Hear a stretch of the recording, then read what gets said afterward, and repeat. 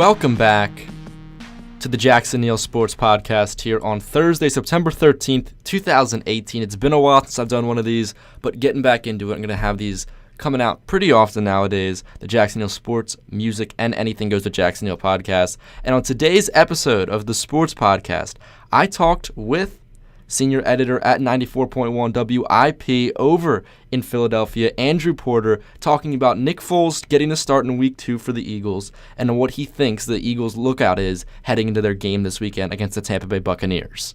Doug Peterson just named Nick Foles the starter for this week. What should Eagles fans expect out of the offense?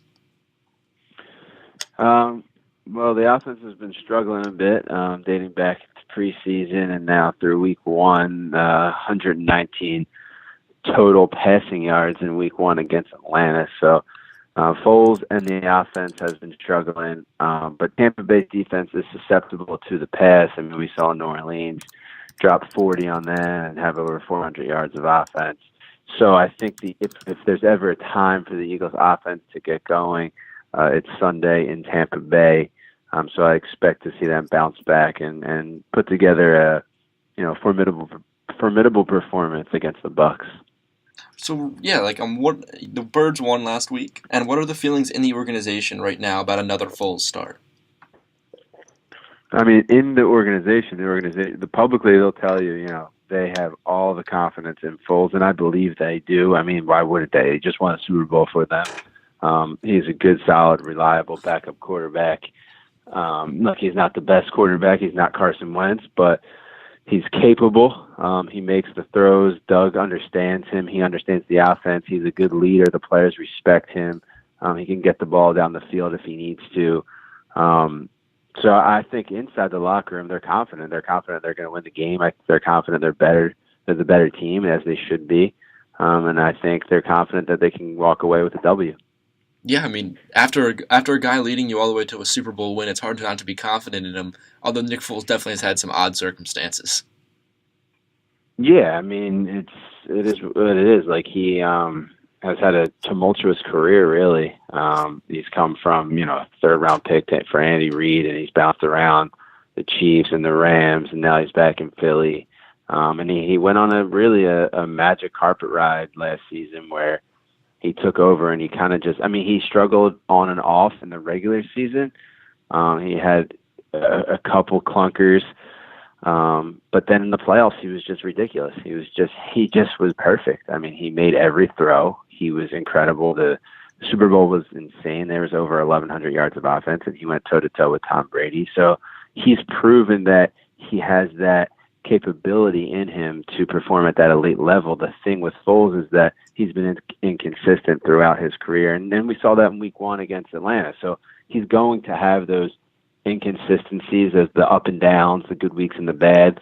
But ultimately, I think the Eagles are confident that he gives them a chance to win every week. Yeah, he certainly does, because even in a week like last week where I saw that offense and against the Falcons, it certainly was not the greatest of games for the team. The Eagles' defense and their overall team around Nick Foles gives them a chance to win any week against anybody. Yeah, exactly. Their defense is among the best in the league. That defense is super elite. The play calling is good. The coaching is good. The special teams unit, it was bad last week, but it's historically it's been good. They have weapons in the running game. The receivers are a little banged up, but still, he has the players around him. The Eagles, top to bottom, have one of the best rosters in the league. Yeah, I've seen them power rankings, and they're always towards the top. So with Nick Foles at quarterback, you mentioned Carson Wentz a little bit earlier. How does the play calling and how does the offense kind of change from a Carson Wentz offense to a Nick Foles offense, or do they run it the same way? I think they run it pretty much the same way. I don't think Doug changes much. Maybe it's a little more conservative, especially with Alshon and Carson out of the lineup. So in that regard, maybe it's a little more underneath. But like last week, a lot of stuff was underneath. But that's Dan Quinn in Atlanta. They've done a great job of keeping offenses in front of them. They don't give up X plays. They lead the league in receptions allowed to the running back position because they like to keep everything in front of them, which is a sound strategy and has worked for them. But Tampa Bay's obviously a little bit different. They're without Brennan Hargraves, their top corner this week. They're without, another player. They have they have some big time injuries where the Eagles can take advantage of their secondary and get the ball down the field. They run the RPOs with Nick Foles. They run that with Wentz too. I just think Wentz is more likely to get out of the pocket, or was more likely to get out of the pocket and get downfield with his legs. Foles is not going to do that as much. He's going to use his arm 99% of the time. Mm-hmm. And speaking of Carson, as of right now, what is the word on him? What are we looking at for his recovery? There's reports that he could be cleared for contact on this Friday, and a week 3 return is possible. That's not my report. It's just what I've been hearing. A lot of people are optimistic that he'll play next Sunday, week 3, against the Colts at home. But he's definitely close. He has not been cleared for contact yet. He looks really good in 11-on-11. The Eagles are being extra cautious, and I don't think there's any need to rush him back. So if I had to guess, I would guess week 3 or week 4 at the latest, but we'll see. I was literally just about to ask you if you thought there was a need to rush him back, but I certainly with Nick Foles playing this, and if the Colts are coming up soon, it doesn't feel like the Eagles are in a particularly needy position where they need Carson Wentz for a pivotal division game anytime soon. No, I don't even. I would even take it one step further, where I don't think there's any possible outcome where they should or would be rushed with Carson Wentz. I think the entire season is almost minuscule when you look at it from a macro perspective, and you look at the career of Carson Wentz. One season, even if it costs them a season or a few wins here early in this season, ultimately in the long run, the point is to have a franchise quarterback for 5, 6, 7, 8, 9, 10, however long he wants to play those many seasons, where you're a Super Bowl contender year after year after year. I mean, you see the way these franchises build these dynasties, the Patriots and the Steelers, and even teams like the Ravens and the Saints. They're all, every year they have a chance because they have a quarterback they can rely on. Green Bay is another one. If that quarterback's healthy, those teams are in the mix year after year, and that's what the Eagles have in Carson Wentz, and that's what they want to have for the next decade. So there's no reason, even if they were 0-4 or 0-5, I would not be rushing him back for any reason possible this season. Mm-hmm. And especially, I think that point gets made extra clear with the Eagles winning the Super Bowl last year, where it was a big, if the Eagles hadn't won that one game, you could be coming into the season saying, hey, they have the roster, their window might be closing, they got to win that Super Bowl because it's never been done in franchise history. But now, with that under their belt, I feel like your point is made even further because, okay, yeah, maybe they do have to lose a couple games this year, but they already got that Super Bowl, and what's important now is keeping Carson Wentz for, like you said, those next however many long years, close to a decade, hopefully. Yeah, it's definitely, the Super Bowl win last year definitely gets the monkey off of the city's back, the fan base is back, Jeffrey Lurie's back. So that was huge for the image of the city and for the mindset of the organization. But I think from an organizational standpoint, from an owner's perspective, from a general manager's perspective, the goal, especially in the NFL, is to compete for a Super Bowl each and every year. Winning it is obviously unrealistic every year, but as long as you have a franchise quarterback and you're in contention for the Super Bowl, you give your fans hope that your team can win the Super Bowl each and every year, which we saw in the Andy Reid, Donovan McNabb era. Even though they didn't win one, we did have hope every year, and they did compete for a Super Bowl each and every year, and that's really all you can ask from your team. I live in Philadelphia, and trust me, whenever the city is in contention for a Super Bowl, it's just an awesome experience.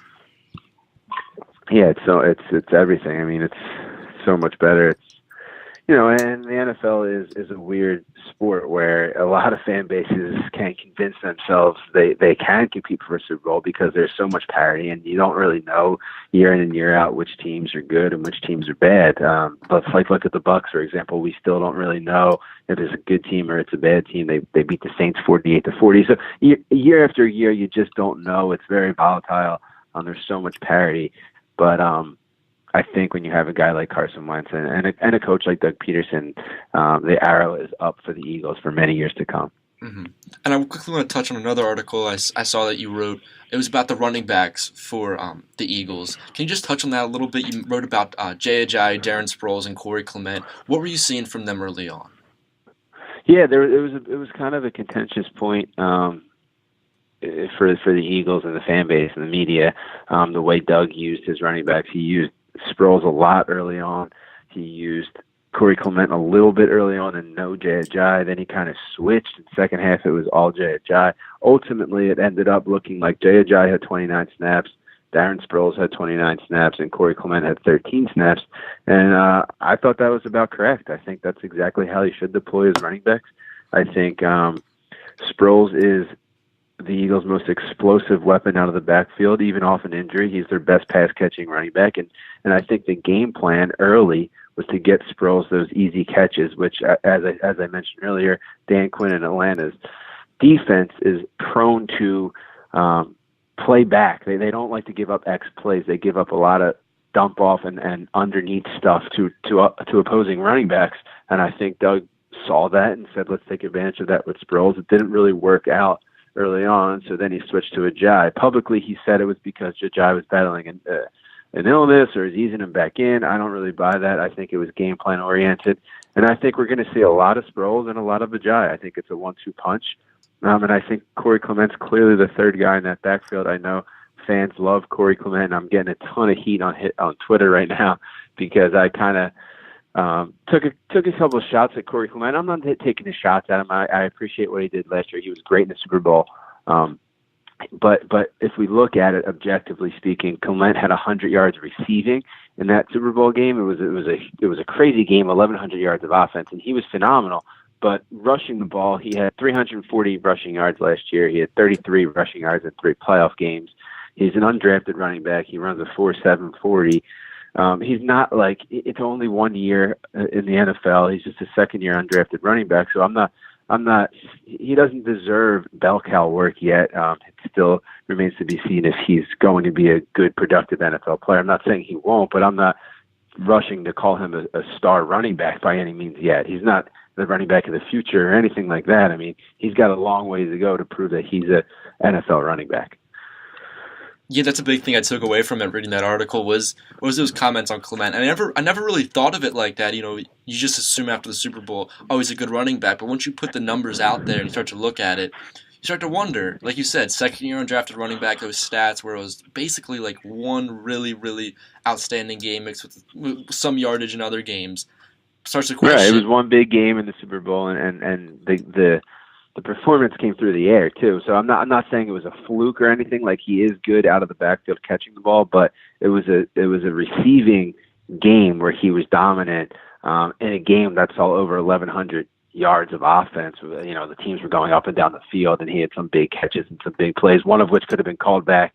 The touchdown could have been called back, would have changed everything. But, you know, his perception is a little bit overrated, in my opinion, because of his performance in the Super Bowl. And I'm not trying to take away from Clement. You know, it's been incredible what a journey he's been on as an undrafted player. He's a great kid. He's a great guy.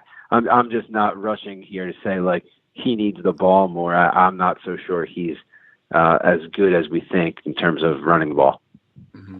If that's a hot take, that might be a hot take, but might be a little bit of a hot take there. always gotta throw in one or two of those in every single podcast. Yeah. So, with all this in mind, do you have a prediction for this weekend's game? Yeah, I think the Eagles win this game. I think that Tampa Bay comes down from their 48. I mean, there's no way Fitzpatrick does what he does again. He had 5 total touchdowns, 400 yards of offense. There's no way he does that again against this Eagles defense. The Saints got no pressure on Fitzpatrick. The Eagles will get pressure on Fitzpatrick. The Eagles win and lose up front in their defensive line. And their defense has just been outstanding. Defensive line has been great. So I think the defense is going to force a few turnovers from Fitzpatrick. I think the Eagles should win relatively easy, 27-17. So a specific score there. Well, and Andrew, thank you so much for coming on the podcast today. Yeah, no problem. I appreciate it. Where can people check your stuff out? 94WIP.com and on Twitter at @AND_Porter. A big thank you to Andrew for coming on to the show. Remember to check his stuff out for 94.1 WIP. And with that, that'll wrap it up for this edition of the Jackson Neill Sports Podcast. Remember, you can check out this podcast as well as the Jackson Neill Music Podcast, where I interview music writers from all genres. The Anything Goes with Jackson Neill Podcast, where I interview musicians. You can check out all those on SoundCloud, Stitcher, iTunes, and YouTube, all in the same podcast feed. So check subscribe onto any single platform you're listening to, and you'll get all of those episodes. Also, check down in the description for more show notes, links to Andrew's articles, as well as his Twitter, and much more is down there as well. So click down there for that. Follow me on Twitter at JacksonNeill20, Twitter and Instagram, that for that matter, JacksonNeill20. Thank you so much for listening. I'll see you all next time.